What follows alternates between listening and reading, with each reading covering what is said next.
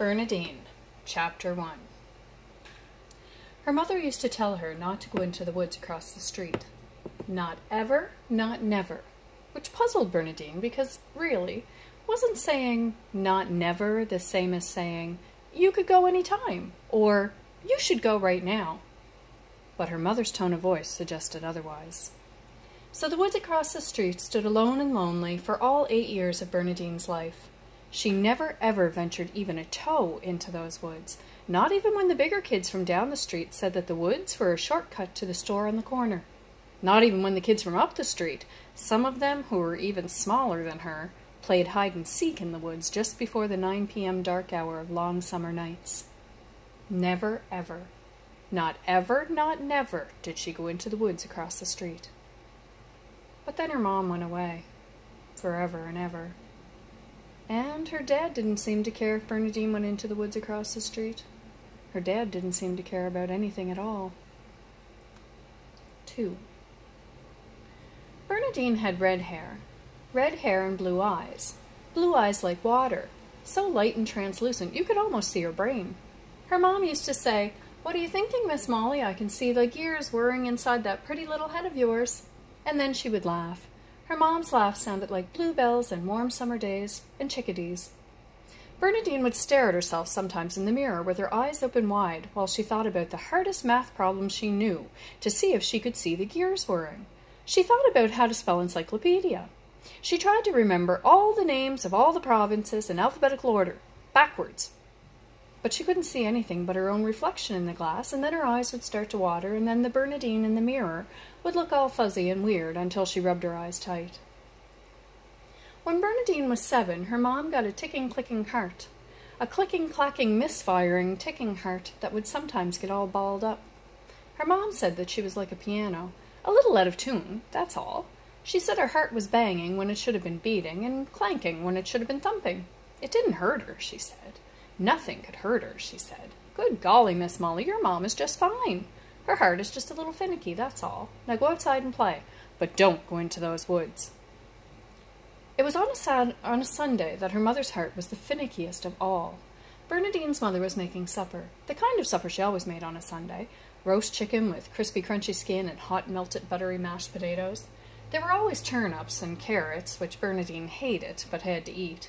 Bernadine knew a special trick, though. She put a forkful of disgusting turnip into her mouth and then quickly took a mouthful of Kool-Aid at the same time to kill the taste. It almost always worked, but it never made them taste good. This Sunday was different, though. This Sunday, her mom put the chicken in the oven and then said she was a little tired and thought she might go and lay down on the couch for a bit.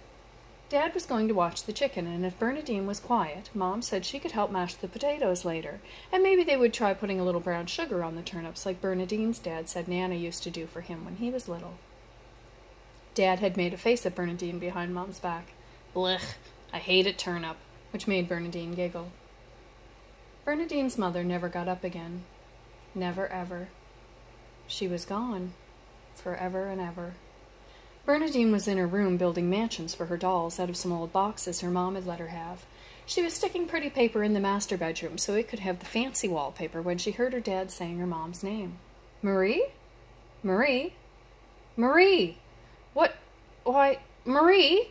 His voice was getting louder and he sounded worried, which made Bernadine feel scared in her stomach in a way that she had never felt before. Her tummy turned cold and jumpy and her throat felt like no air could come in or out. She started to go into the living room, but then she saw that her dad was kneeling down on the floor beside the couch where her mom was sleeping, and he was crying. Her dad was crying, and her mom wasn't moving. "Dad?" It came out as a whisper, a whimper, a barely there breath. "Daddy?" She sunk down to sit on her bum with her back against the wall in the doorway to the living room, and she put her head between her knees. In her mind, she started to count backwards from 100, 99, 98, 97, and when that was too easy, she tried to count backwards by 5s. That was harder. "Don't think about Mom. This isn't happening. 95. Everything is going to be okay. 90. Dad'll fix her. Her heart is just throwing a tantrum. 85. Good golly, Miss Molly. Don't think any more. Just count. 3. The old woman in the rocking chair sucked on her top teeth while she spoke. It made a wet, sloshy, sticky noise that turned Bernadine's stomach. Why had she come here? Why had she gone this way? Why had she come into the woods at all? And how did she get so lost so all of a sudden? I mean, really, she barely stepped in. Well, hardly at all. Maybe 10 steps, maybe even only 5, and then suddenly she couldn't find her way back out again. She had turned around and tried so hard to come back the way she came, but the way she came seemed to be gone. There were no footsteps to follow in the spongy green mossy floor of the forest. She could barely see the blue of the sky, the trees were so tall. She did not remember the trees looking this tall to her from the other side of the road. She did not remember the forest looking so thick and dark and mad. Good golly, Miss Molly, it was getting dark, she had thought. Her mom used to say that. Good golly, Miss Molly, you better put your mittens on. Good golly, Miss Molly, but it is cold out there. Good golly, Miss Molly, aren't you going to eat your supper? Good golly, Miss Molly, do I ever miss you? Well, her mom didn't say the last one for sure, but Bernadine would bet all of her marbles, even the prettiest bonkers, that her mom would say that, and that her mom did miss her dreadfully. 4. She don't have a name, the old lady said out loud suddenly. Bernadine was very surprised. Well, of course I have a name, she said. My name is Bernadine. The old woman sucked on her top teeth as she stared at her sister. Sad, ain't it? She don't got a name. Bernadine was puzzled. Didn't she just say out loud that she did have a name? Didn't they hear her? Maybe they were deaf. Her teacher had told her class once about how some people have ears that don't work right, and so they talked with their hands instead. But that was only good if everyone knew how to talk with their hands, Bernadine thought, and Bernadine surely did not know how to talk with her hands. Or maybe she did. It's not like she ever tried before. So Bernadine thought really, really hard inside her head. My name is Bernadine. She thought it very loudly and very slowly and very clearly. While she was thinking, she just let her hands start moving around by their own willpower. Maybe her hands did know how to talk. She stared with extreme concentration at the old woman in the rocking chair who had been doing all the talking. The other old lady with the gray hair and tiny eyes talked sometimes, but didn't seem to make a whole lot of sense. What's the matter with you? The old woman was staring hard at Bernadine, and Bernadine suddenly realized that maybe her hands couldn't talk. Or maybe they were saying all the wrong stuff. Bernadine tried again. I do have a name. It is Bernadine. She said it as loud and as clear as she had ever said anything to anyone in her whole entire life. And then she waited. It's all right, it's all right. No name, no matter. We'll make one up for you. We're good at that, ain't we, Bitsy? At the sound of her name, Bitsy turned towards the old woman in the rocking chair. Bitsy laughed and slapped one hand on her knee while nodding her head vigorously. The old tooth-sucking woman sat back in her rocking chair and laid her hands in her lap, seemingly satisfied that the issue at hand had been resolved. Bernadine did not know what to make of it all. 5. The day that Bernadine ventured into the woods across the street started off the same as any other kind of day. The sun was shining, the birds were singing, and Bernadine felt lonely and sad and sort of empty. It was like there was a big hole somewhere in her, but she wasn't sure where because it felt like it moved around all the time. Sometimes it was in her belly, like a mouse eating away at her insides, but other times she was sure it was hiding somewhere in her head, making her forget things and get the answers wrong at school. When she got the answers wrong at school, that stupid Charlotte would giggle, and then Sally and Jessica would giggle too, just so that they would all be the same. If they didn't giggle right away, Charlotte would shoot one quick glance at them, and they would know that she wanted them to find Bernadine's wrong answer funny too. Sally wasn't really sure what was funny about it. She felt kind of bad for Bernadine. When Sally thought about what it must be like to be Bernadine and to all of a sudden not have a mom anymore, well, Sally just didn't like to think about it. It made her feel kind of bad in her stomach, like she ate something that was going to make her throw up, and she had to swallow hard a bunch of times to make herself stop thinking about it. But Charlotte didn't seem to care about Bernadine's mother. Sally was friends with Charlotte, but sometimes she was a little scared of her. Not a lot, but definitely a little. Charlotte didn't really like anyone that was not the same as her. If you liked cats instead of horses, or you liked to read instead of playing tag with the boys at recess, well, she just didn't like you. She wouldn't tell you that, but you knew. She was the girl in grade 3 that everyone wanted to be friends with because it was much better to be her friend than to be her enemy. Charlotte, Sally, and Jessica had been best friends since the first day of grade 1. Sally was a little scared to start school that day. She would have preferred to stay home with her mom and her 2 little brothers like she always did. They could eat cereal when they woke up and then watch cartoons and maybe play outside.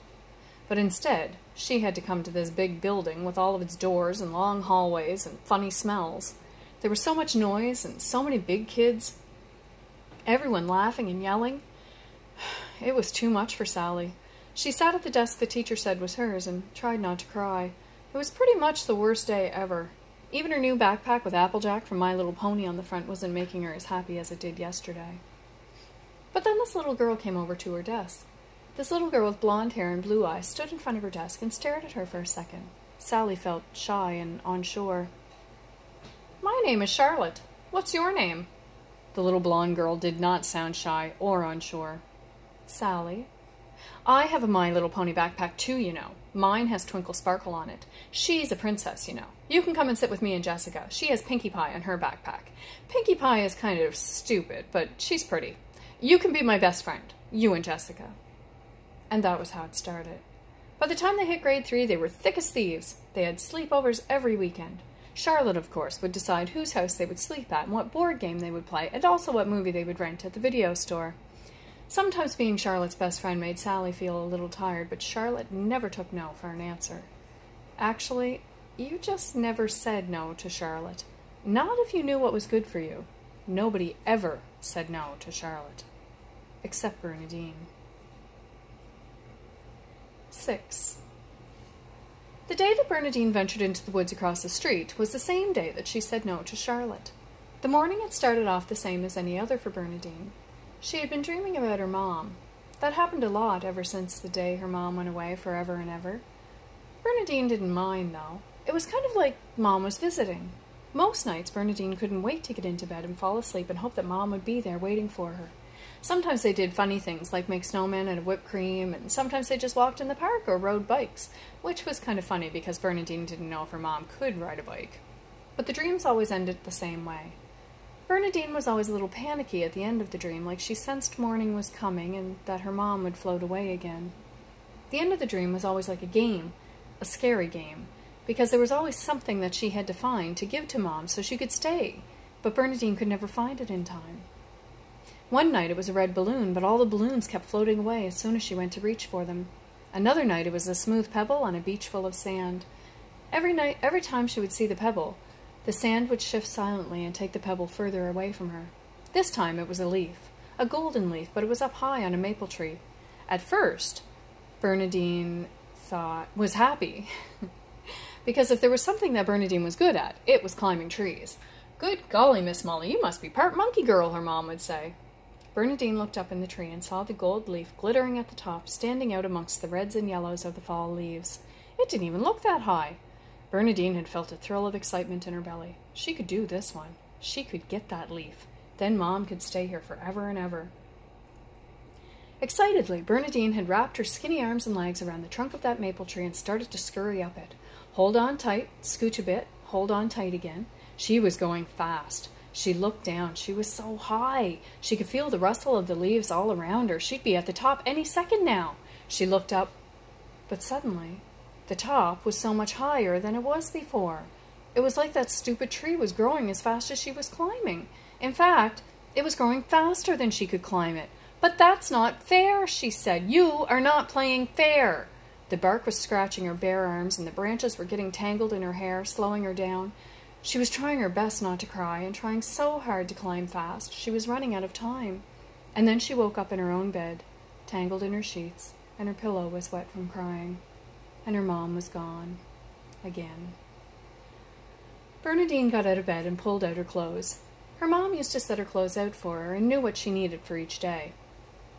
On gym day, she would lay out her gym clothes, and she always remembered that the third Friday of every month was PJ Day, so she would lay out Bernadine's favorite pajamas with the princesses and frogs. Her dad did not remember which day was which, though. Sometimes he forgot Bernadine even had school that day. Ever since Mom went away, her dad was quiet and liked to sleep a lot. He slept on the big chair in the living room. He never slept in his bed anymore. Bernadine thought maybe it was because their room made him think of Mom. It made her think of her mother. The clothes in the closet still smelled like her. Sometimes Bernadine would just sit on the floor of her mom's closet, close her eyes tight, and breathe her in, remembering. She didn't do that a lot. She only did it when she was really sad. She was scared that maybe there was only so much of Mom's smell left in the closet, and she didn't want to breathe it in all at once. She needed to save some of it for the really bad, really sad days. So on this bright sunny morning, Bernadine got dressed all by herself and headed out to the kitchen. There were no happy smells of bacon frying or coffee percolating in the pot. Percolating was a funny word. The whole house was quiet a lot of the time now.